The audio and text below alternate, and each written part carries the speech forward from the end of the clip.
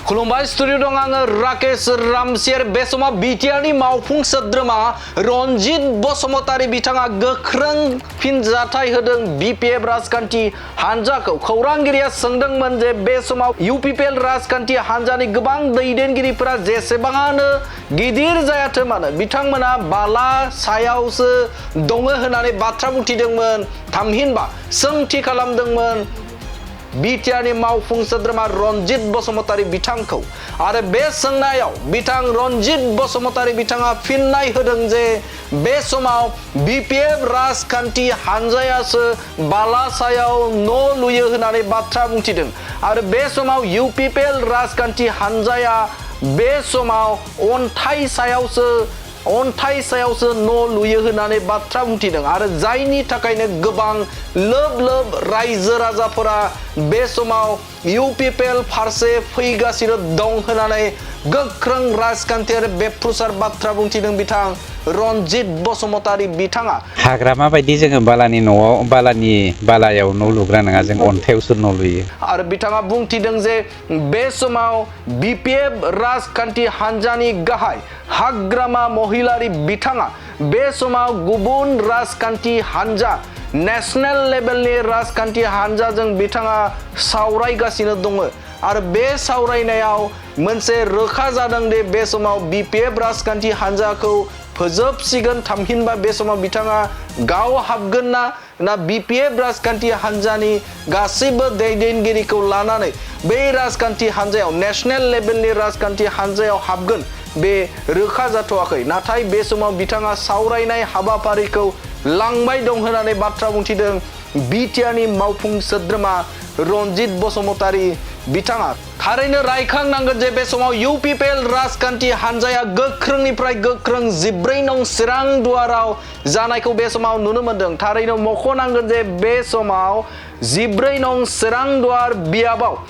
BPF राजखान्थि हानजाया बे समाव लोरबांनिफ्राय लोरबां जागासिनोखौ नुनो मोनदों थिग बेबायदिनो दिनैबो हाथिसार प्राइमारिनि जे मावख' बे मावखुलियाव बिपिएफनि अनगायै इउपिपिएल राजखान्थि हानजानि फ्लेग हस्ट खालामनायखौ बे समाव नुनो मोनदों बिपिएफनि जे मोनसे समाव राजखान्थि हानजानि थामहिनबा बिपिएफ राजखान्थि हानजानि जे न'आवनो बे मावख'आवनो बे समाव बिरबाय इउपिपिएल राजखान्थि हानजानि फ्लेगा थारैनो बे समाव बेनिफ्राय रोखा जायोदि